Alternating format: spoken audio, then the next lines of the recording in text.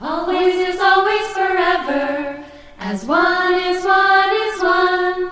Inside yourself or your father, all is none, all is none, all is one. It's time to call time from behind you. The illusion has been just a dream. The valley of death cannot find you. Now is when on the sunshine beam. So bring only your perfection, for their love will surely be. Welcome to Spooky Ass Shit. I am your host, Eric Winnells, and this is the beginning of a very special series of episodes. The first time I've ever done it. It's not the first time I've done a multi-part episode, but it's the first time I've done more than, a two-parter. So I am very honored to have my special guest for this evening, returning once again, the ladies from Death by Champagne. Ladies, please introduce yourself. Hi, I'm Olivia. And I'm Mackenzie. Remember their distinct voices, everybody. So they are back. You guys have been on the show before. We talked about the Smiling Widow last time. Oh, yes. It was a fun one. Yeah.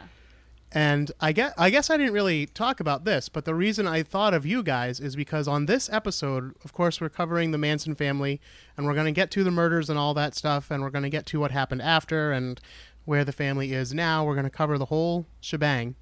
But in this episode, I want to talk about life before the murders, the formation of the family, the early life of the family, and what it was like at that time. And I thought of you guys because I was like, hey, two young women. I think to be fair, you're slightly older, if I remember correctly. Yes. You're slightly older than the typical Manson family girl. But actually, in the research I was doing for this episode, I was surprised by how young some of them were. I didn't realize he was going after like jailbait, basically. Oh, yeah. Oh, very young. Absolutely. So- That Outcast. was a big, I don't know if that was an intentional motivation of his or if he just took who he could get and the, younger people happened to be more impressionable. Yeah. But I think he was motivated a lot by what he could get from anyone involved. Yeah. Yeah. Well, we're going to get into all that, but I just thought it would be good to have a young or multiple young women's opinions as we go through and your thoughts specifically. Before we begin, I like to get my plugs out of the way, so I'll do mine and then you guys can do yours if you have any, okay? So I want everyone to check out my website, spookyasshit.com or spookyas.com. They both take you to the same place, and that is the show's blog page. From there, you can listen to each and every episode, even the ones no longer available on your favorite podcast streaming service. You can also follow our social media on... let me try that again. You can also follow us on Instagram at spookyasshit and Twitter, although I don't really update Twitter very much. But that's also at spookyasshit. And anything else? Oh, Facebook. I forgot about Facebook. Find us on Facebook at facebook.com/spookyas, and there you can join our secret closed group for True Blue Spookaroos. It's called Spookaroos. And it's closed because that way you can share all your thoughts about the Manson family and the Manson murders without the weight of public judgment. Or perhaps you're applying for a job or something and someone searches your name and it comes up that you've posted on this like Charles Manson discussion a million times. Might not be the best. I mean, we understand, but the outside world might not understand. Oh, no, it's me. I think I have my social media locked down, though. At least my personal Facebook. I don't think anyone can see what I talk about online. Except the FBI. Well, Now. Well, if you join the Spookaroos on Facebook, nobody will see whether your profile is public or not.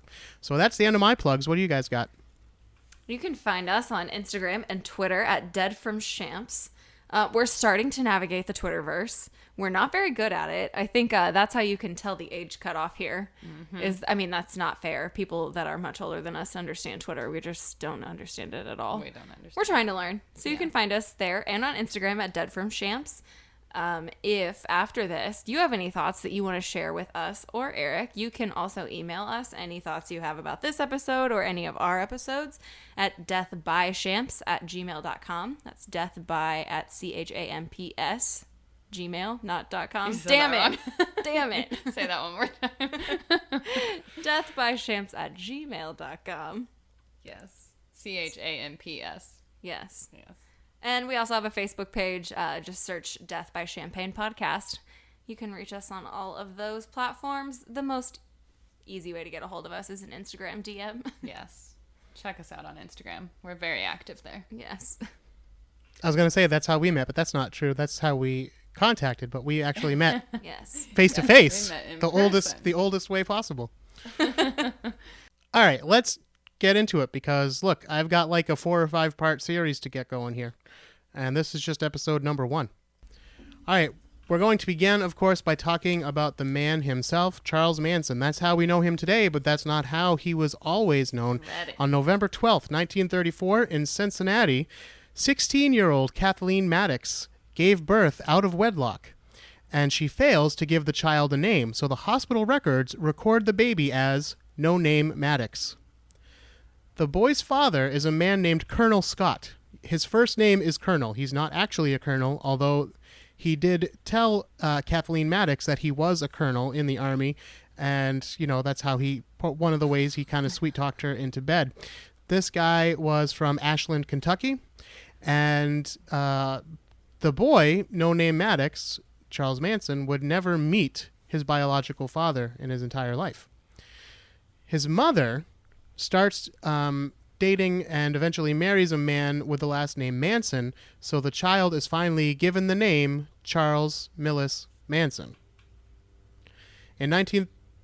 Yes, Millis. I don't know, maybe it's a family name. Yeah, I guess Millis? so. Only, you know, with an M. Is it spelled like Phyllis?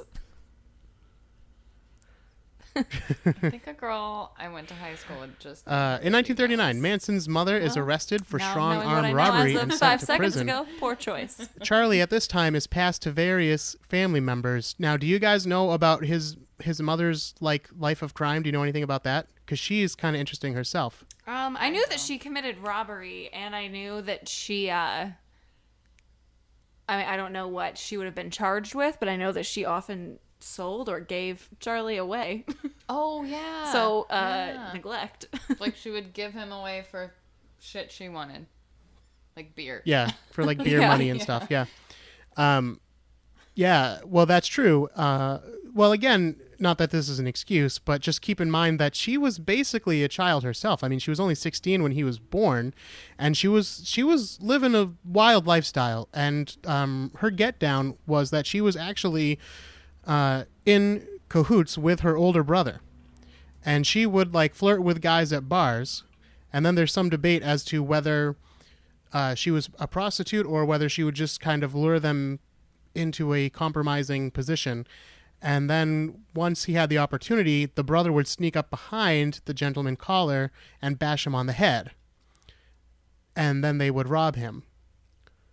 So it was a family affair. Definitely. That's intense. Yeah. Well, A that's sibling bond I don't know anything about. that's the stock that Charlie comes from. Makes a lot of sense. In 1947, Manson's mother is trying to send him to a foster home, but the court orders him sent to a school for boys in Indiana. It's the first of a series of reform schools and juvenile halls that Charlie would be sent to. This is basically where he would spend his young adult life. And then it very quickly escalates to more prison-type situations. In 1948, Manson commits his first known crime, and this is when he robs a grocery store. He is caught, and because of his age, he's sent only to a juvenile detention center. But when he escapes from there, he gets out and he commits 2 armed robberies, just like Mommy.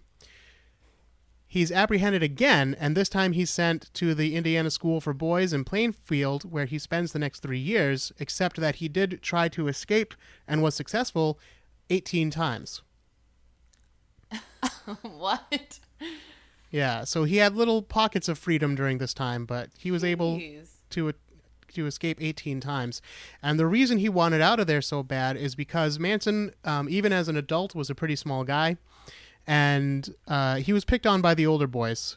And he states that actually while he was in this school, he was raped by the older boys. I knew a little bit about that part. I don't know if you don't agree with the the likings of Last Podcast on the Left. Like, I have gone through their episodes on this several times, and I didn't know anything about that until listening to their episodes, and then like looking into his childhood. I was just like, oh, this. Yeah. To sympathize, not with a murderer, but with a child. Yeah. Or, with not a murderer, but No. someone who did what he did. Oh, right, and then yeah. like he just never had a hope in hell. Yeah. Well, that's the thing. Like, it doesn't come from nowhere, Right. So by 1952, Manson is still in these reform schools, but now he's one of the older boys himself. He is caught sodomizing another boy while holding a razor to his throat.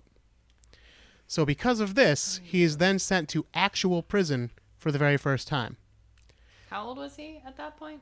Do you know? Oh, don't make me do math. Sorry. He was a teenager. He was... Okay. Well, he was 18, I guess. Yeah. Yeah. I think he was over okay. 16 at that point. Okay. Yeah. Yeah, he was sent to prison, I guess. Yeah. Yeah. Okay. So when he goes to real prison, this is when he meets pimps for the first time. And he learns how they manipulate women into turning tricks for them. So how to make a woman into a prostitute, right? And this is a very important lesson that he's going to tie into things later on in his life, as we will find out. Now, he gets out of prison for a little while, and in 1955, he marries a woman named Rosalie Willis. Willis, again. A waitress from Wheeling, and the couple has a child, Charles Manson Jr. Manson works as a parking lot attendant and a busboy, and he's also stealing cars. He's arrested in October for grand theft, and he is sentenced to 5 years probation, but he violates the terms of his probation, and he's sentenced to prison again. At this time, his wife divorces him, and she takes the child. It's not a good start. No. But this Not is a good start to a marriage. this is the beginning of something too that I notice. He is caught doing things, but he's given probation like a lot. Like, he's given a lot of chances to try to turn things around. But as we said, also, what kind of chance does he have coming from the background that he has, having grown up basically in like kid jail and then being sent to real jail? That's all he's known is criminals. All he's ever associated with is criminals. Yeah. Right. He doesn't even know how to live an Right. honest, normal life. He wouldn't know how to if he had the chance, and even if he had the chance, trauma just continues to beget trauma. There's Right. no other solution out of that equation. Right. And again, we don't want anyone to be confused and say that we're saying, oh, poor Charlie. Like, no, we know that he ended up being a terrible person, but we do have to say, like, this is where it came from. It wasn't just completely out of nowhere. It's not like he decided to wake up and be terrible. He learned to be terrible from a life that was hard-lived. In 1958, he's released on parole. Manson becomes a pimp in Southern California at this time, and he is arrested for forging treasury checks, which is a federal crime, but he is given a 10-year suspended sentence. So basically, more parole. In 1959, he marries for a second time, this time to a prostitute known as Leona Candy Stevens, and she gives birth to another child for Charlie. This one is called Charles Luther. I had no idea he had so many children. I did not know this. I knew he had one, and I feel like I had one. This is two more that I didn't know about. I knew that he had. Well, I knew that he had more than one. I don't think I knew that he had more than one before the family started. Yeah. You don't hear about that second wife too often. So part of me No. wondered if it was true, but I did see it I verified it in more than one source, so I think it is true. But Manson is arrested again for pimping, and this time because he was already basically on a suspended sentence, he's given the full term that he was given back in 55, which is a 10-year prison sentence. Over the next several years in prison, Manson learns to play guitar from a fellow prisoner, and he meets Philip Kaufman. And Philip Kaufman is basically kind of a Hollywood guy. He had been in some movies, and he had some, connections in the movie and music industry, and he's impressed enough with Manson's music that he offers to put him in touch with a music industry insider that he knows at Universal. Kaufman, I said he was impressed with his music, but I didn't really mean he was impressed with his music. He was more impressed with Charlie, like, as a person, the way he told a story, and he found him very amusing. He said that Charlie actually couldn't play guitar for shit, but, you know, his songs were amusing, and the way he kind of was, like, freestyling the lyrics, he found that all very interesting, and he thought, well, people have made it on less talent than this, so, you know, we can try to hook them up somewhere. Right. You can teach people technical stuff if you have a wild personality. Yeah. That's what you can't teach someone to do. Right. Yeah. So Manson got excited about this, and he began to polish up his songs in preparation for getting out of jail and then going off to meet Kaufman's industry friends. Also, in jail, he studies Scientology, and he becomes so interested in it that in prison paperwork, he lists his religion as Scientology.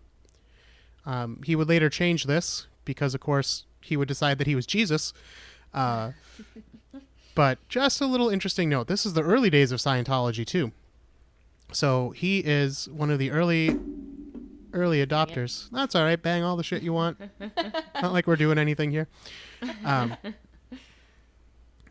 He also reads Dale Carnegie's book, How to Win Friends and Influence People. Do you guys know anything about this book? I've heard of it, but I don't know. Yeah, I know the title, like, and that I've heard it referenced other places, but Sure. now that you bring it up here, that's terrifying. Yeah. Well, listen, I've heard it referenced other places too, but I know it mostly from, you know, the Manson story. And when people present it in the Manson story, they make it sound like if you read this book, you learn how to manipulate people and how to, you know, turn them towards your will. And it sounds very evil. So finally I was like, well, I got to read it, you know. And I read it, and it's totally not like that at all. Right. It'd be like if you were going into business and you asked like Mr. Brady or like some other like sitcom dad from like a lighthearted comedy show, like, what's the best way to like get the boss to like you?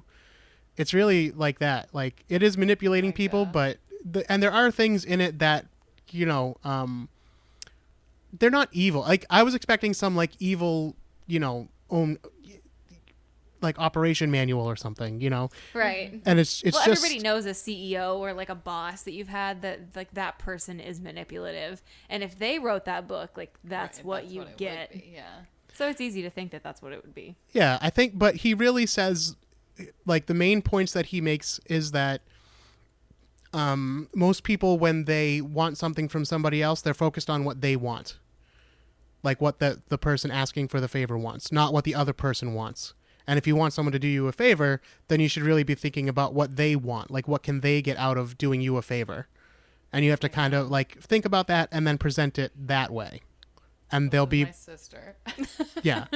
And they'll be more... Your sister is manipulative. The most.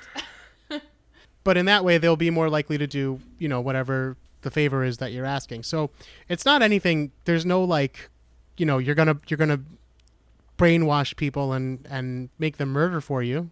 That's not in there at all. Also, I was listening to a podcast recently called You Must Remember Manson. Yes. And she talks about this book a lot, and she keeps saying how, like, it's all about sex and blah, blah, blah. Unless I was reading some kind of strange abridged version, there is nothing in there about sex at all. And it doesn't talk about using sex to control people. But in her podcast, she makes it, but, you know, maybe, you know, who knows? Maybe I'm reading an abridged version that's maybe not... she got some Right. fanfic version. Or maybe that's her inference. Yeah. Because I do think that you can relate any principle of power, even in a professional situation, especially as a straight man, you can bridge that Yeah. into, like, you know, if you come at it from the angle that you can add sex into the equation, then all of a sudden, like, your playing cards are that much better. Yeah. Interesting thought. Well, there's nothing overt about sex in there as far as I read. Maybe I'll have to read it again. But he also took a course and excelled at a course, actually, on the power of positive thinking. Secret. Well, that's the thing. Like, he was super into self-help stuff, it sounds like, you know. And when we go into a little bit about his philosophies and stuff, there's a lot of it in there that would end up kind of becoming the basis of a lot of self-help theories and gurus and that kind of thing. Like, he wasn't so far off track in the beginning. of what a lot of people believe or would believe at the time. So in 1967, he is granted parole, but he says to the jailers that he doesn't really want to leave prison because he doesn't feel he'll be successful on the outside. He's only known prison life. He's comfortable in jail. He'd rather just stay in jail. But the authorities are like, hey, we're overcrowded and you're just a little pain in the ass and you haven't really done anything like too serious, so kick rocks. They probably regret that Yeah. later on. Oh, yeah. yeah, definitely regret that. April of 1967. This is where our story really begins. Because Manson is traveling around California because he was in a California jail, but he is going to try to be a pimp, right? But he's not having much luck because the world has changed since 1967, and pimping ain't easy. The problem is there's a lot of, free love, and the youth culture is much more open than it was in the 40s and 50s. And people just aren't interested in going to, at this time, Charlie's 32 now. So he's even older than most of the people that he's hanging around with in this time. And people just aren't coming to him to find girls, or girls aren't coming to him to hang out. He ends up on the Berkeley College campus playing guitar and possibly trying to find girls that he can turn into prostitutes. But again, not having much luck. One day, while playing guitar on the Berkeley campus, he meets the school librarian, a 23-year-old woman named Mary Brunner. Or perhaps Brunner. She was born December 17th, 1943, to George and Elsie Brunner in Wisconsin. And she, from an outside perspective and anything I could find on her, she pretty much led a normal childhood. She clearly was raised in, I would say, middle-class circumstances. She went to the University of Wisconsin, graduated with a bachelor's degree in history, and upon graduation decided, like a lot of teenagers I think at the time, and early 20-somethings, that they were going to head to California. That was the lifestyle that they wanted. That's where, love, peace, all of this that was happening at the time was like making a big start in California. So in 1965, she's there, as you mentioned, working at the University of Berkeley as the librarian. And this is where she meets Charles Manson. I don't know how exactly that happened, what the context was of meeting. I do. Okay, go then, because I don't have that part. She was walking her dog.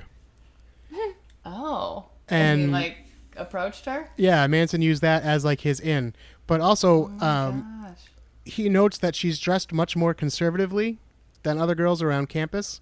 She's not like a little hippie girl, and she's, wearing, a button-up all the way buttoned up and a long skirt, and she's walking this dog, so he kind of zeroes in on that.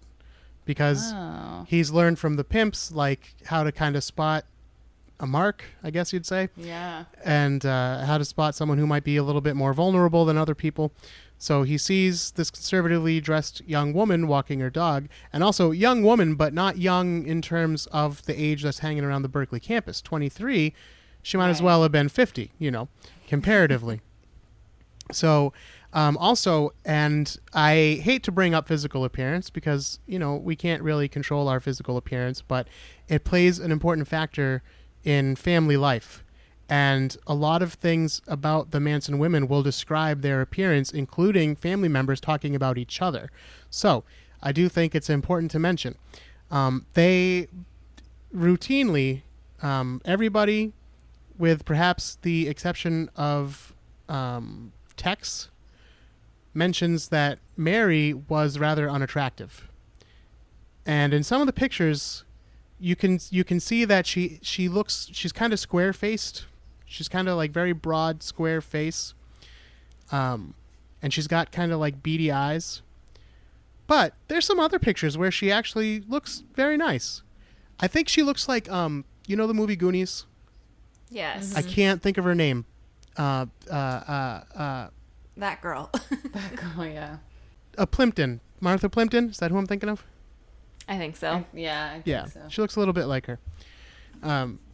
But in everything that talks about her, And considering that she's like going to become the first, Manson woman, the first family member, there's not a ton of stuff written about her. But everything that does talk about her mentions that she's like the ugly one, and she was able to be manipulated by Charlie because she was so ugly, nobody else would have her. Charlie was the first man to pay her any attention. That could be true, but I don't think it was solely based on her looks. She might have just been a quiet and reserved person. Even her dress was kind of quiet and reserved. So it could just be that she was just a shy person. And Manson was the first one to give her any kind of attention outside of a normal, hey, how you doing kind of thing. So I could see that for sure. So he gets to talking to her, and this is an older man playing guitar, talking with her, telling her all these things about his life, and then she starts talking about how she's really into environmentalism. So she was an early environmentalist. And this is interesting because we haven't seen any trace of Charlie being an environmentalist before this, but he actually does become a lifelong environmentalist after this. So this might be the first and only time that he's actually taken on a trait of one of his women, because he actually does become a devout environmentalist, which we'll talk about in later episodes. But he hits it off really well with Mary, and eventually, he stays with her, and because he says, I don't have a place to spend the night. So she invites him to stay with her. Yes. So he ends up staying with Mary for a little while, and they turn into lovers. What turns into this random man that she meets, they turn into a thing, a solid thing, and he convinces her somehow and recruits her into the family. Like you said, she was the first member, and she quits her job. She's like, okay, just got this job, just moved out to California. This sounds like a great idea. Just met this strange random man who just got out of prison, has no job. But yeah, let's quit my job. And then they get a van, and they start driving up the coast of California to find more young, like-minded people.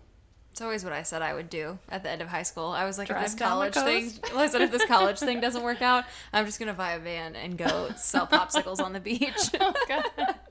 They actually eventually moved to San Francisco, and Mary doesn't quit her job right away. She actually commutes from San Francisco back to Berkeley while this is happening, because someone's got to pay the rent, and it ain't going to be Charlie. That's true. through all of his life. So he's like, I don't have to worry about this, and I'm going to go to San Francisco. I'm going to go to the Haight-Ashbury district where there's all these young, impressionable people. I'm going to try to get them to come with me. That's his plan. I also have a quote here from Mary, and I will let her speak for herself. Before I met him, my life was... It was me and my dog in my apartment, and it was just go to work, go home, go shopping, go to work, go home, go shopping.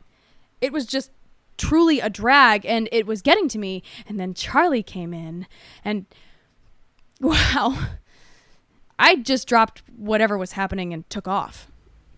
Oh my God, that is so sad. It's so true too, though. And painful. I think like time and time again, this whole situation and all of this crime and every instance of a relationship being made is just again and again and again like perfect timing. Someone being at their wit's end, or like having a total interpersonal revelation that someone else happens to be in on, and it's just like, fine, I'll go with it. Throw it all away. Right. What I have isn't that great anyway, so. And people, I mean, I think, again, to your point of like, I'm going to have younger women on this episode and in this series, we're all looking for that. Yeah. There's not a person alive who doesn't want someone to come shake things up and like tell them that another way of life exists. I mean, and that's what self-help is. That's what's terrifying. Yeah. Is that if you're exposed to this kind of thinking and you're lined up just right with the good circumstances, this is what it turns into. Yep. Yeah, well, that's the thing. People always say, like, oh, how could they do this? How could people be led to this? But we see this happen, actually, all the time. Not exactly in the Manson style, but what was Jonestown? Right. You know? Oh, yeah. What was any number of these cults that you hear about? And that, make no mistake, the Manson family was a cult. He used cult techniques. Absolutely. He used brainwashing techniques. He did it, like, perfectly. Yeah, So, we talked about that earlier today, that like it didn't even seem in the beginning like he fully understood what he was doing. He just knew what he did worked. And then I think he progressed and he was like, I can control this group of people. Yeah. at this time, as they're living in San Francisco, and they live in San Francisco, but like you said, Charlie is kind of borrowing cars and whatever, and driving up and down the coast and taking little day trips all during this time. He meets a group called the Diggers, and the Diggers are a group that's out there to help like young people and homeless people, but they have their own kind of morals and everything. And in their world, like, man is number one and woman is kind of subservient to him. But on the other hand, they're also out there helping people, and they're living off the crumbs of regular society. They're living outside of society. They're getting their food from grocery store garbage bins and that kind of thing, and taking those leftovers and learning how to work outside of the normal system. And Charlie picks up on that, and he's like, okay, so that you can live your life. Maybe maybe Mary doesn't have to have a job, and we don't have to pay rent because we can find other ways to live. Now, during these hitchhiking day trips that I mentioned, he meets a man named Dean Morehouse, who picks him up hitchhiking one day. Dean says, hey, do you want to spend the night at my house? And he says, yeah, that'd be cool. And he meets Dean's wife, and he's not all that impressed with her, but he is very impressed with his 13-year-old daughter, Ruth Ann. Of course he is.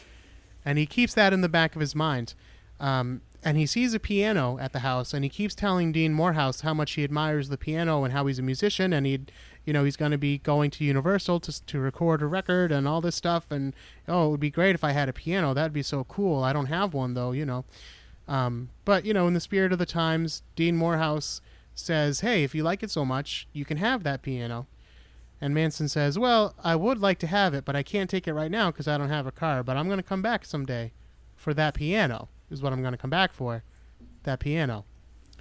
That's not really what he comes back for. No, it is not. All right, so we'll leave that there for now, and we're going to come back to them later in the story. Yes. In May of 1967, Manson is living off Mary, and he takes a borrowed car down to Venice Beach. It is here that he meets an 18-year-old named Lynette Frome. So Frome is a red-headed teenage rebel who had run away from home after a fight with her dad. Charlie sees her crying on a bench on the beach. How he introduced himself actually depends on which version of the story you're hearing. She has said at different occasions that he walked up and said, what's the problem? But then more specifically, she has said that he walked up and said, your dad kicked you out, didn't he? And it blew her mind that he knew that was the problem. Ooh. Although, Well, obviously. if you see a teenage girl crying on a bench, there's other reasons, but generally I can think of two things that would be the main cause of that. It's either their parents or their boyfriend or girlfriend. Yes. But back in these days, that's probably, it's going to be something like that, right? There's other things, but those are the two big two. So that to me is like a trick that a psychic would use. Like, oh, right. How did they know this person died of cancer? It's like, well, because most people die of cancer or something, Lucky guess. Yeah. Definitely. So you're playing the odds there. But he tells her, oh, they call me the gardener because I tend to all the little flower children in San Francisco. Ugh. No. that's not smooth enough for you guys? I don't think that would work on me now. I don't think it would have worked on me then if I didn't know what he did later. I don't know, though. You can't, we have the gift of hindsight. Yeah. And we live in a time where it's perfectly okay for women to put up their middle finger and be like, walk away from me. That's not how you behaved back then. I mean, it is how some people behave, but... So Charlie's talking to Lynn, and he listens to all of her problems, and he ends on this advice, saying to her, the way out of a locked room isn't through the door. Just don't want out, and you're already free. That, oh my God. Just that line of thinking, I'm getting ahead of myself, but after researching Tex so thoroughly down to his childhood, those two were peas in a pod. Yeah. that's just disturbing. It's just like he's a fortune cookie. Like he's And this fortune whole cookie on hand. this whole environment of self-help and like being in that culture now. I have been to a life coach. I seek self-help information all the time. And it is like the first time it's nice because I know the person that I go to for that outside of that relationship. So she's a normal, nice, sane person. She wants the best for me. She is fully functioning. There's nothing abnormal about her. But to see other people do it, and like these people especially who have 100,000 Instagram followers and post every day about actions you need to take to make the next move in your career, the things that you can do to break your own like self-destructive habits. And I'm like, this goes downhill very fast because you don't know who you're speaking to. Yeah. You don't know who's ingesting that information. That's all I can think about. Yeah, I'm well, like I said, I don't think Dale Carnegie wrote his book thinking like, oh, Charles Manson's going to use this to create a cult of killers someday. He was like trying to help people do better in business. Then Charlie pointed out that he didn't actually have a particular reason to come to Venice Beach that day. He just drove down there on a whim. Or perhaps it was fate. And he says, Lynette, you could come and live with me and my girl Mary back in San Francisco if you want to, but it's up to you. All right, so at first she says no, but then when Charlie starts to walk away, after he gets away a little bit, she chases after him, jumps in the car, and leaves her life behind, altered forever by her connection now to Charles Manson. Lynette remembers it this way. I chased after him. When I saw that he wasn't pushing and that he had spirit and that he understood me, I went. Well, and it's that thing of like, he approached you, you said no, and he respectably took that and walked away. So then you're instantly like, He's okay, not so weird. he's safe. Yeah, he's not weird. He's safe. Because if he wanted to kidnap me or do something crazy to me, he wouldn't have taken no for an answer, and he would have punched me and threw me in his van. So instead, he's walking away, and I'm like, okay, I trust him. I'll go with. Yes. I also can't stop laughing because I just watched the episode of The Office last night where Pam leaves with Michael. She runs. She's like, wait, Michael, I'm coming too. And I'm like, oh no, that's what happened. That's it.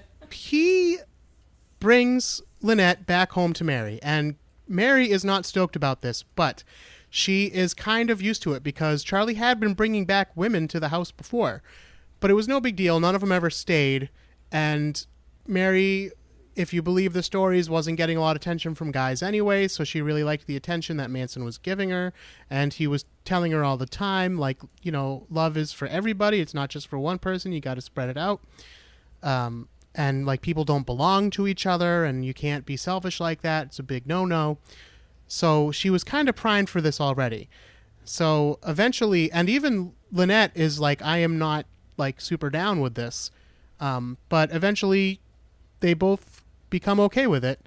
And they not only start making love, he makes love to them, and then he makes love to them in front of each other, and then eventually they all just start making love, and it just becomes a whole scene, man,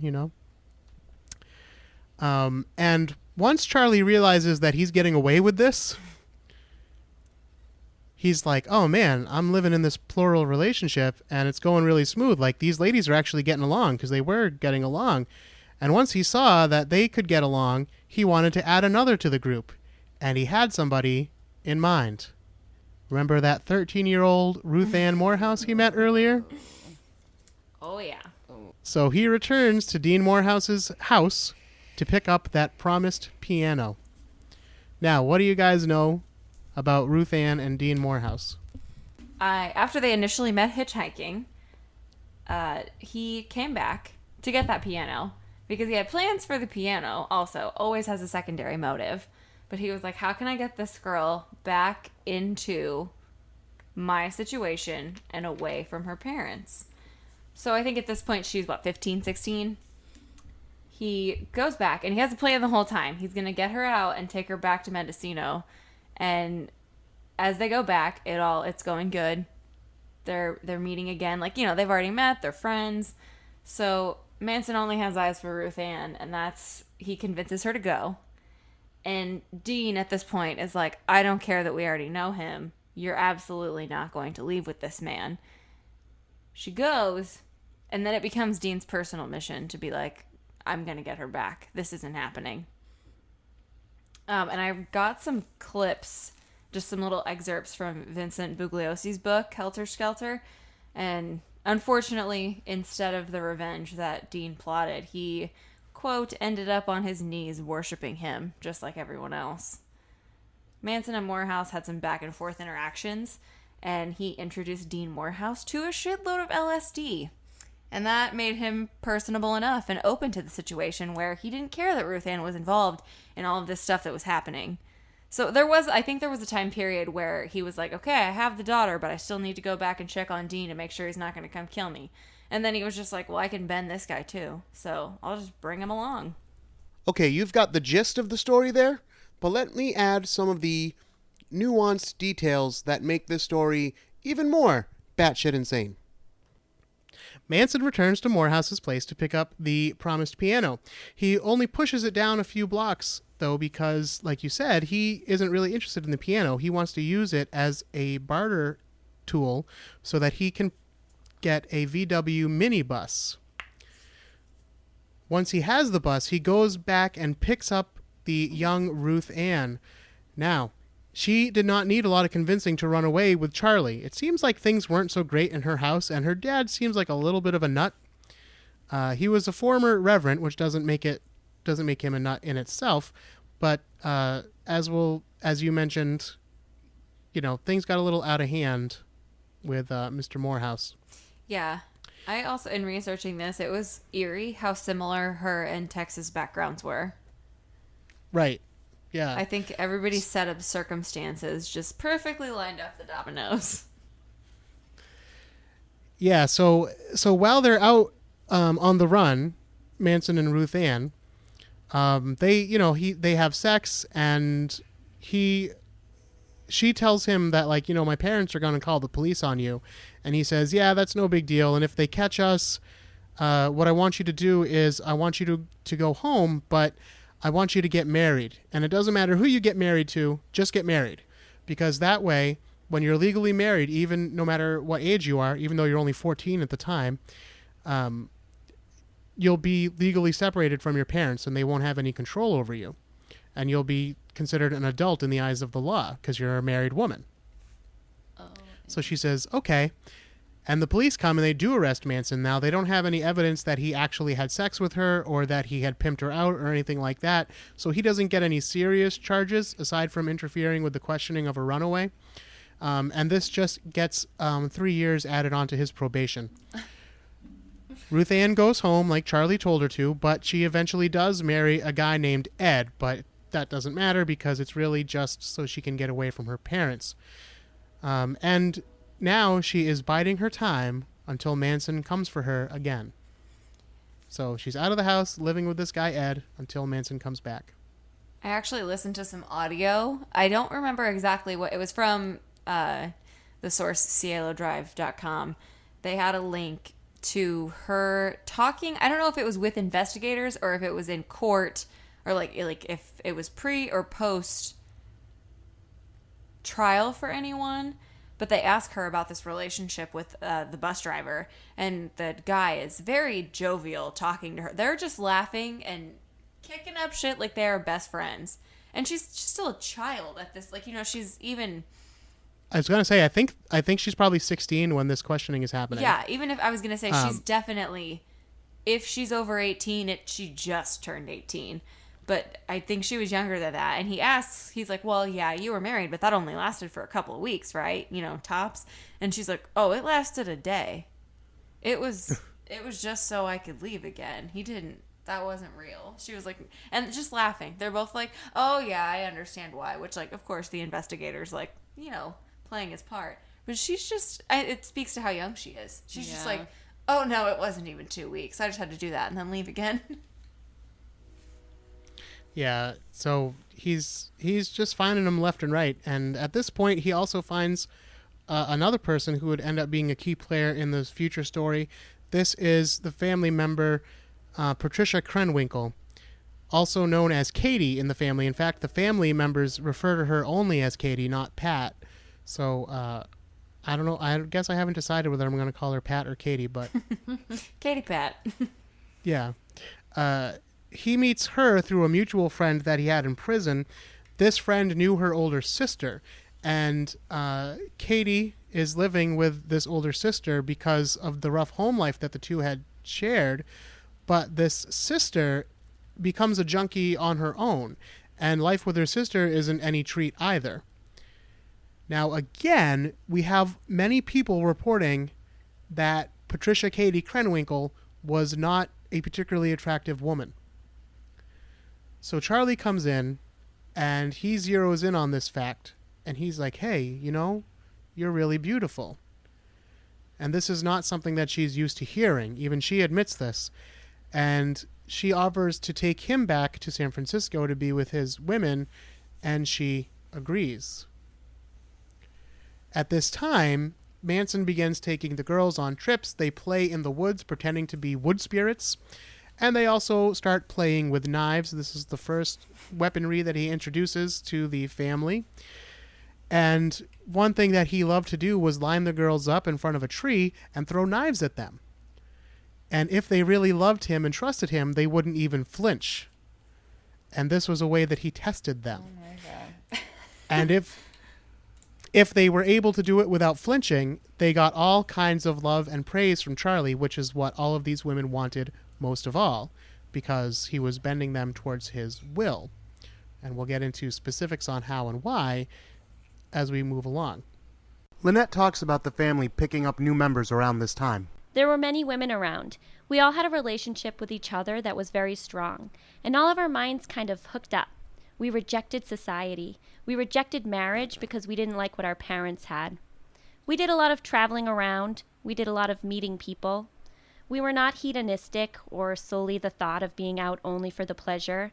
We were concerned about what was going on, what people were thinking, how people were being treated, and we found dozens of young people out on the streets. Some people were taking care of themselves fine. Others of them were being abused by any number of people who found out they could just swoop into San Francisco and pick people up. And it was my feeling to offer these people a place to stay. For example, it was me who went out and found a young runaway girl one day who didn't have a place to stay and said, "Come on home with us." And subsequent to this, young people would come to our house and say, "Can I stay here?" And we'd say, "You can stay here, but you're going to have to be quiet. You're going to have to respect the place. And if you just want attention from your parents, and if you're going to take drugs, you can't be here because we don't do that. You can live in the back. You can live in the woods if you want. We'll see that you're fed, that you've got food. We'll see that nobody hurts you." Now, in the fall of '67, Manson says, hey, you know, it's been great getting with these girls, but I really need some male followers to help me do what I want to do, which is make connections in the industry, and also I need a little bit of muscle in the family, and it would just be nice to have some men around to help me do this. Now, his first thought is that he's going to lure the guys in with these women, right? But as we said before, there's a problem with that. The problem is that free love is a thing in the late 60s, and people are having casual sex like it's no big deal. And also, Charlie's girls, the ones he has so far, aren't particularly attractive. Ruth Ann is not with the family yet, even though later on she'd go on to be described as one of the more attractive members. Again, she is a child. But they say that, you know, Squeaky kind of has, Lynette has her own kind of charm, but she's not exactly like a beautiful woman, and none of the rest of these women are beautiful women. He needs to lure in more attractive members who will in turn be able to lure in men who will stay with the family long term, because all the men coming in now, like there'll be some that come in that drift in and out to sleep with one of the girls, but they never stick around. He needs someone to stick around, and he needs a beautiful woman to be able to attract those men. Enter Susan Atkins. Okay. What can you tell me about Susan Atkins? All right. Well, a lot. I have a lot on her. To preface, I got a lot of this information from her book that she never quite got to finish that you sent over, The Shattered Myth of Helter Skelter. But I tried to like cross-reference that with as much as I could because obviously we can't believe everything she says. So I will start. Okay. Susan was born in California on May 7th, 1948, to two alcoholic parents, Jeanette and Edward Atkins. She was the third child out of four, and her mother died when she was a young teenager, just when she was 14, from cancer. And she never really got along with her father. And in her book, she kind of portrays this life of, you know, as soon as her mom got sick and died, she was the one who took care of the household. You know, she had to come home and cook and clean. She didn't have a childhood. She kind of became the mom. And then her father abandoned them when she turned 16 and essentially left them to themselves and their own devices. So after getting kicked out of her aunt's house at 18, she moves to San Francisco to make it on her own. And she quickly realizes that it's not fucking easy being an adult and trying to make a living wage, function, do all the things you have to do on your own. And she quickly fell back into like poverty level. She was filled with loneliness and depression. She didn't really have, I'm guessing she didn't have a connection to her siblings really, because anything I've read, it's kind of like she was on her own. She didn't have friends, family to kind of fall back on. She quits her telemarketing job at this time and starts waiting tables. And this is where, at the young age of 18 or 17, I don't remember what I said earlier, her like crime spree kind of begins. So she meets two criminals, Clinton Charles Taliaferro. That's my best guess. And Albert Gust Sund. And she joins them. She meets them all waitressing. She joins them as they head up the coast to commit a bunch of armed robberies all over the place. And then they would later be caught and arrested in Oregon in 1966. And they would both serve prison sentences, but Susan only got like 3 months in the county jail. And then she headed back to San Francisco, which is where she started her burlesque/stripper career as a topless dancer in a show called The Witch's Sabbath, which was organized by Church of Satan founder Anton LaVey. So she was already like impressionable and into these other organizations way before she met Charles Manson. Like, I mean, maybe not way before, but before she met Charles Manson. She had her own thing going on. Yes, yeah, absolutely. So in Susan's own words, she described the initial move back to San Francisco as fighting to survive and find stability. She would find the stability and lose it, most likely because she was hanging out with fucking losers who couldn't stay out of prison. So she constantly was just like dating this ring of men who would go into prison, then she'd find someone else to mooch off of, then they'd go to prison, and like on and on and on.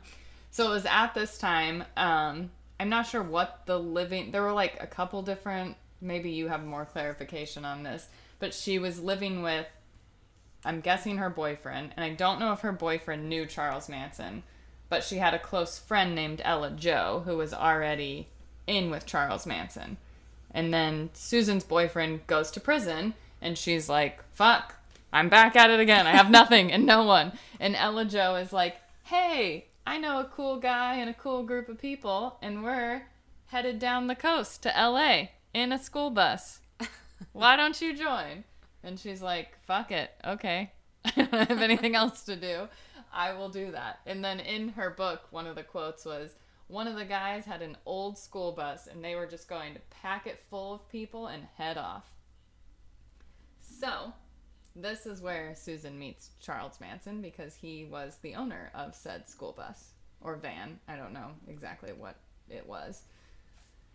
So Susan goes on this bus trip with these new friends, and she meets this new man of theirs, Charles Manson. Now she describes meeting him this way. I longed to see Charlie. I walked out of the bus. Charlie was there alone. He was wearing a long white robe. I knew immediately that he could be God himself. If not, he was something close to it. So she meets Manson at a house party, and he's playing guitar, and she is high, but she's watching him play, and she becomes fascinated. And Manson notices her looking at the guitar. And again, thinking back to all the techniques he's learned, he's going to key in on this and notice this himself. So he says to her, hey, why don't you play this guitar? And this blows her fucking mind. Because she's like, how did he know I was thinking at it? And it's like, because, you dumb bitch, you've been staring at the guitar for 2 hours. You're so high, it's all you can focus on. Oh, God. But she's like, oh, I don't really know how to play. And then he's like, oh, go ahead and play. And it becomes like a flirty little thing. And then they dance through the night and they make love. As they're making love, Charlie tells her to imagine that she's actually making love to her father. What? What? Olivia just recoiled away from the screen in horror as I said that. No. Ugh. No. No. No. Well, listen, this is something I had a question about. This is something I have never said. This is a role play I have never tried in my personal life with my varied lovers. But, and I said, well, this is just crazy talk, but Charlie keyed in on women with daddy issues, right? So I'm sure this was part of his way of doing that and exploiting that issue. However, people calling each other daddy and that kind of thing is a thing. Again, not something that happens in my life, but well, I feel like people do it. It's circled so back around. I feel like it stems from, I mean, you definitely hear certain demographics still use the phrase like my old man or my old lady, like, and It's like that. that's your dad when you're not sexually involved with anyone. Like that, you would refer to your dad as your, like, my old man said I can't go. I can't go to the right. dance. But, like, it could But as also soon be as used- you're involved yeah. with someone sexually, it turns a corner. And I feel like different mannerisms fall in and out of fashion. So I can see that being kind of a thing in the circle of, these tried and true time who are just like free love everywhere. all right, so if you're into daddy-daughter roleplay, email deathbychampagne@gmail.com and let them know all about it. I kind of do want to hear about it. I do too. I want to know why you think that that's okay. Now, as Charlie is pretending to be Susan's father while they make love, he tells her, I'll never let you fall. Where? Also, no, he can't. He can't catch anyone. He's so small. So Susan then becomes a full-fledged family member, although she says at this time they weren't actually called the family. We were called Charlie's girls, but Charlie often told us, in fact, every day he told us, you people do not belong to me. You belong to yourself. That's how they all operate. I mean, it's scary. Obviously, it's true because they were all so intertwined. But like listening to one talk about one person and then Charlie talk about another person, it's like they're all the same. They're so brainwashed, but willingly brainwashed. Yeah. Yeah. So a question that comes up a lot is, did the family call themselves the family? Or was that something that came afterwards? And actually, that's something that Tex Watson mentions in his letter to me. But Susan comment, and most people say that no, we never called ourselves the family. That's a media invention. But in her grand jury testimony, Susan says, Among others, we called ourselves the family. A family like no other family. I mean, yeah, I think they did. I feel like they Yeah. did. I mean, Because it was like, that's how you, I don't know, a form of manipulation and brainwashing is just like, later on, it turns into Charlie being like, well, I did this for the family. What have you done for the family? And then that's how, it escalates. Because it's like, you have to be just as good as, or in his Right. eyes, do something for the family, which is your family, the people you care about, the people you're providing for, the only Yeah. people in this world who really matter. And yeah, so I definitely think they referred to themselves as the family. yeah, if that wasn't the formal name that they gave themselves, they call, and it was kind of the parlance of the time too, to call, people brothers. This is my brother. Yeah.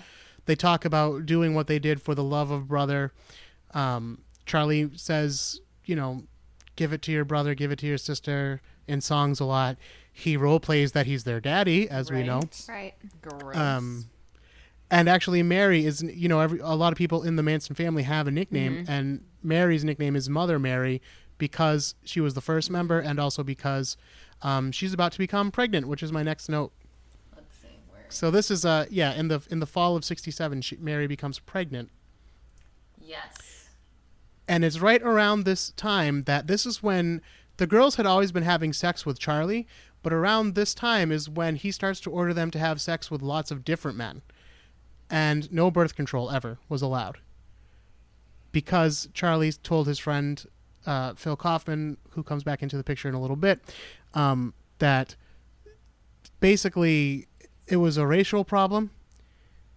Black people were having too many babies, and soon they were going to outnumber white people.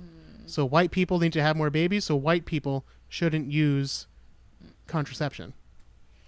One thing I found interesting from Susan's book that she mentions a lot is, like, in hindsight, something she thinks maybe the no birth control thing could add to this was, like, it was a way for Charlie to then control the women.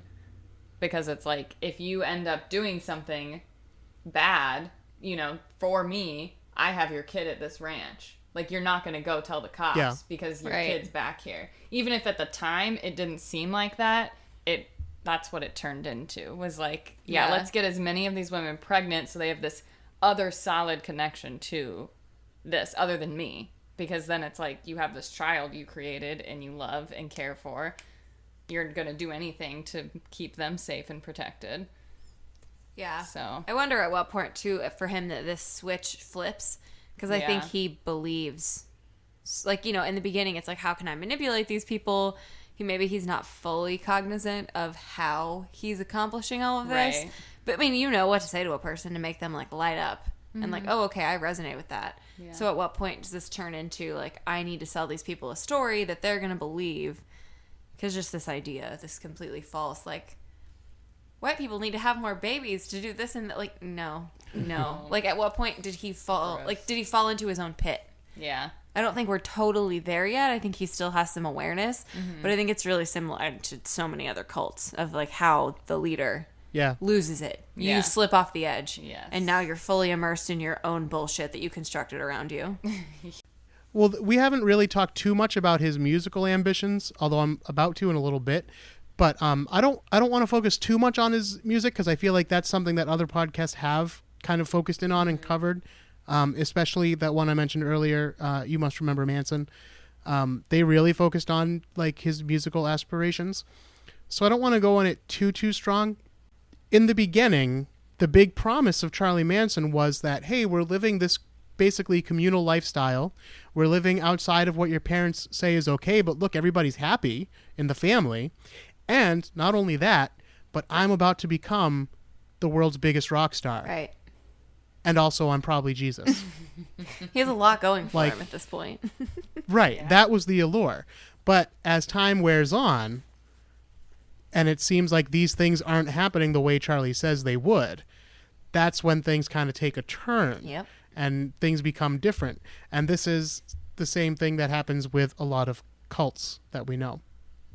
So right around this time is when Manson meets the man that would become his first real male follower, full-time family member, a guy named Bruce Davis. And Bruce Davis would kind of become like the sword of Charles Manson in some ways. He's like the scary guy that people are afraid of. And he actually looks a lot like Charles Manson when he grows his hair out and everything. And the women aren't super impressed with Bruce Davis. And they kind of think he's basically a Manson wannabe. And that's exactly what he is. But Manson says that the girls need to listen to him, so the girls do. And the girls have grown in number, by the way. I didn't write down every new member that joins.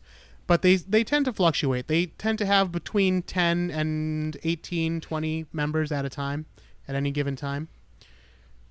So there's always people on the bus or staying wherever they're staying. And it's right around this time, too, that Manson buys a full-size bus. And this is when he goes back to visit Dean Morehouse. Because the thing with Dean Morehouse is that this guy is a full-grown adult, right? But he'd been friendly to the Manson family in the past. And Manson liked to keep connections with full-grown adults because they might be useful to him in some way, either a place to stay or maybe to get some money or whatever. But perhaps not surprisingly, Dean is not thrilled to see Manson when he comes back to the house. And I think that you have some notes on this part. Yes, I have a little bit on this part. After this whole situation where he's introduced and he's like, Ruth Ann's gonna come with me, I think this is the point where he starts introducing him to LSD and really getting him involved in this whole scenario of like, and he, he's like a man of God. Right. Can I just go over the exact moment that happens though? Yes. Is Dean Morehouse gets on the bus with a shotgun. Yes. I knew that he And he like holds that was it. his plan, but I didn't know how far into it he got. Yeah. According to family legend, this is what happened. He gets on the bus with the shotgun and he tells Manson that he's going to blow his fucking head off if he doesn't leave. And Charlie says, go ahead and do it. And Dean can't actually bring himself to do it. Exactly. So Charlie's like, well, you got to look inside your heart and see you're not really a killer. You're not like that. That's not you. You don't want to kill me. Blah, blah, blah. Come have some LSD. But the thing was, not only did this make an impression on Dean, of course, who actually ends up becoming kind of a hanger-on to the family at this point, but also the followers, the family, is super impressed because Manson just stood up to an authority figure. He just stood up to somebody's dad. Right. Like, this is the authority figure that these girls were all trying to get away from. So they couldn't believe that he had, like, been willing to die for them, right? Right. I say as I roll my eyes. and that, he stood up to this father figure. By the end of 1967, Charlie and the family have moved on down to L.A. He is finally ready, he feels, to meet Philip Kaufman's music industry friend. Philip Kaufman, of course, was his friend from prison that said, hey, when you get out of jail, I'm going to give you a number to call. Call this guy at Universal. Let him know that I'm your friend, and they'll see you. He calls Gary Stromberg at Universal, and to his surprise, Kaufman's recommendation actually does get him in the door, and he agrees to see Charlie. Charlie and the girls go in for a brief meeting, and Stromberg is impressed with the fact that these girls just sit there and stare at Manson and seem to be waiting for him to give any kind of command, and they only focus on him. And he says, well, whatever's going on with this guy, there's a vibe about him that is very interesting, so go ahead, let's get you in the studio. We're going to give you a 3-hour recording session and see what you can do. Great. But it doesn't go well. Manson had never been in a recording studio before. He'd never used recording equipment. So the engineers are telling him, oh, you got to move the microphone here. We got to raise the levels here. Try not to shout this. Don't strum so loud. Whatever they might be telling him. And Manson doesn't like being told what to do by anybody, especially in front of the women and especially when it comes to his music. So it doesn't go well, and it just ends in a lot of frustration. Stromberg walks Charlie out, and he says, you should probably keep working on your music, and, who knows, maybe someday we could try again. So he's basically brushing him off as nicely as he can. But Charlie takes this as a solemn promise that he's going to work on his music a little bit and then get a chance to record again. At this time, Charlie begins preaching on a beach, and he's preaching about, how you don't need material things and it's all bullshit. And so a man comes over and he says, hey, didn't you pull up in that bus that's all tricked out with a bed in the back and a table hanging from the roof on chains? If you don't care about material things, what are you doing with that bus? So Charlie takes his keys and throws them to the man and says, here, you want it? You have it. So the man drives off with the bus. But he comes back a couple hours later and he says, hey, I didn't really want the bus. I just want to see what you would do. And of course, the family's mind is blown. A, that Charlie would be willing to give up the bus, and B, that it didn't matter that he gave up the bus because the man brought it back. They thought this was Charlie's power working again. Oh my god. No, it's just the fucking 60s and no one was actually trying to be an asshole. Unlike today, if you threw your keys to someone, you'd never see your car again. Or it'd be wrecked somewhere. I think it's also just this thing that, you got it. you got what you wanted. Yeah. So you don't need it. Yeah. If you fought him for it, he might have kept it. But... Right. Yeah. At this point, Charlie, Bruce, and the girls move into a place called the Spiral Staircase, which is kind of like an infamous, not a halfway home, I don't mean to make it sound like that, but a place where like young hippies and other outsiders would stop and live for a while. He meets a man there named Bobby Beausoleil, and he strikes up a friendship with the attractive young singer. The girls love Bobby, and Bobby Manson thinks, some music connections. And it is through Bobby Beausoleil that he meets a man named Gary Hinman, who is a music teacher and a part-time drug dealer. And Charlie likes both of those things because as a music teacher, he thinks he might have some musical connections. And as a drug dealer, he thinks he has some underworld connections, which might be helpful to Charlie, too. And sometimes the family would stay at Hinman's house, and sometimes they would use one of the two cars that Hinman owned. Now, the problem with California at this time is that there's a lot of people trying to be gurus out there and trying to start their own families and cults, as it were. He's constantly having to fight these gurus for the girls' attention. So Charlie says, we got to get out of here. And he takes the family on an extended road trip through the Mojave Desert, where they listen to the newly released Beatles album, The Magical Mystery Tour.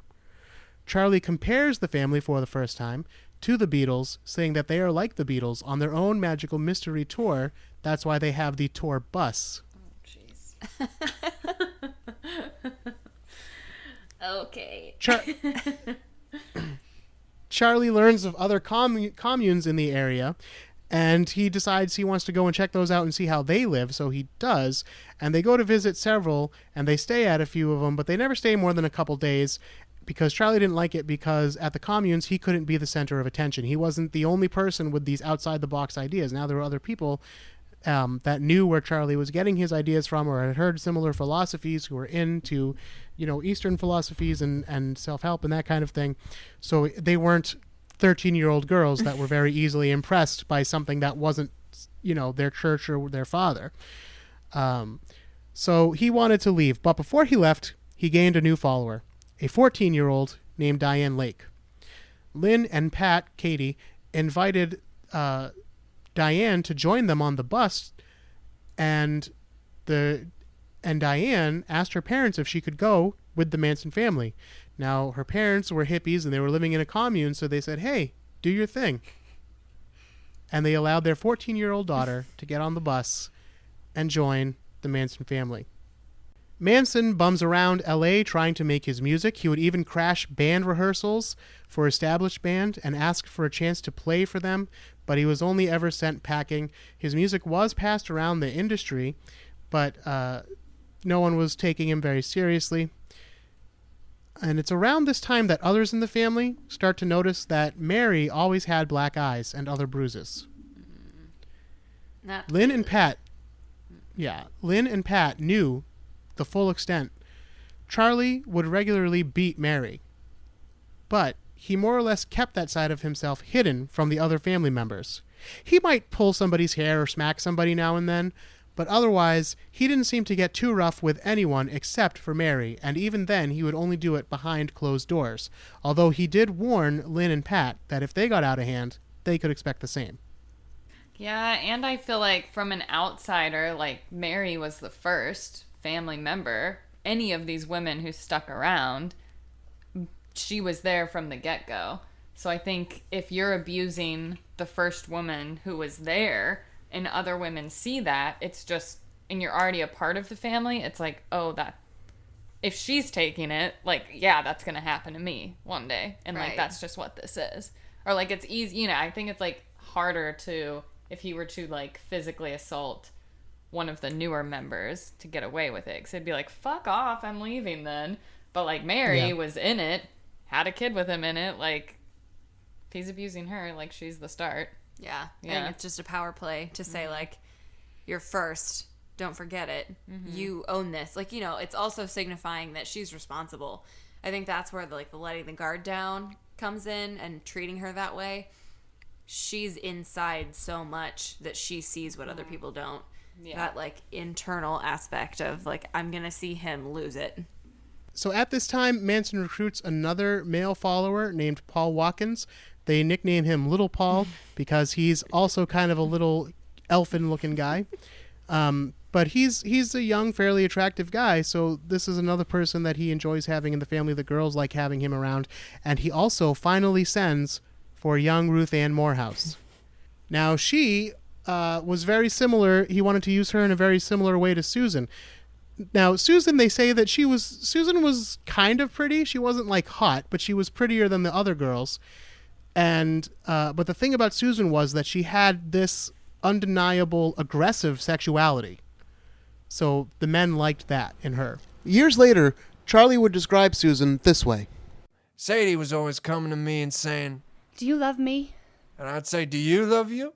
She would say, Tell me you love me. Do I look pretty? and I'd say, tell yourself you look pretty. Do I have to go around like a little puppy dog saying, oh, you look good, oh, you sure look nice, and all that bullshit? Accept yourself and be with yourself. Morehouse was kind of pretty, like Susan, but unlike Susan, she wasn't an attention-seeking pain in the ass. So she quickly became a favorite with the men who visited the family and Charles himself. Of course, the family would give each other nicknames, all kinds of nicknames.